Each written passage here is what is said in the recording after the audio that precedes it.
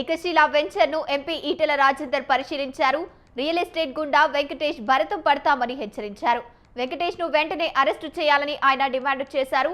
ఎవరి అండ చూసుకుని ప్లాన్ యజమానులను దాడి చేశారని ప్రశ్నించారు. ఆయన 24 గంటల్లో పోలీసులు చర్యలు తీసుకోకపోతే ఫ్లాట్ యజమానులతో ఉద్యమం చేస్తామని ఈటెల రాజేందర్ హెచ్చరించారు.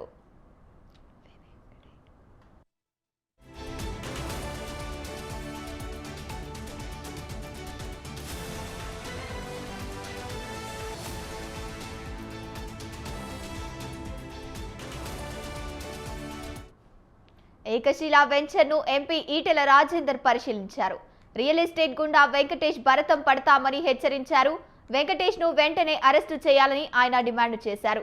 ఎవరి అండ చూసుకుని ఫ్లాట్ యజమానులపై దాడి చేశారని ప్రశ్నించారు. ఆయన 24 గంటల్లో పోలీసులు చర్యలు తీసుకోకపోతే ఫ్లాట్ యజమానులతో ఉద్యమం చేస్తామని ఈటెల రాజేందర్ హెచ్చరించారు.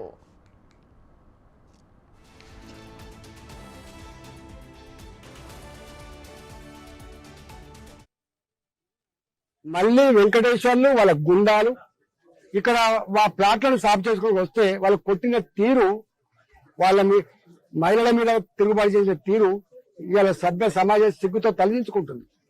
రేవంత్ రెడ్డి గారి ప్రభుత్వాన్ని ఒకటే అడుగుతా ఉన్నా, వ్యవస్థ మీరు నడుపుతున్నారా, మన పోలీసు వ్యవస్థ నడుపుతుందా, మన రెవెన్యూ వ్యవస్థ నడుపుతుందా, గుండాలు నడుపుతున్నారా తేల్చుకోవాలని చెప్పి కోరుతా ఉన్నాను. అంటే గింత ఇన్సిడెంట్ అయిన తర్వాత కూడా, గింత సంఘటన జరిగిన తర్వాత కూడా ఇంకా కేసులు కొనసాగినప్పటికి కూడా ఇలా కోర్టులు ఇది ముమ్మాటికి ఇది ఫ్లాట్ జాగని చెప్పిన తర్వాత కూడా మరి కలెక్టర్ దగ్గర ఏడీ సర్వేయర్ గారు వాడెందుకు వచ్చిందో, వాడి డబ్బులు తినడో వాడు ఎందుకు వచ్చిందో తెలియదు. కానీ ఇలా కలెక్టర్ గారి కింద ఉన్నటువంటి ఏడీ సర్వేయర్ అంటోడు ఇక్కడికి వచ్చి ఈ భూమిని కొనుక్కోవడానికి వస్తే ఇదంతా ప్లాట్ల భూములు అని చెప్పి తెలియదు.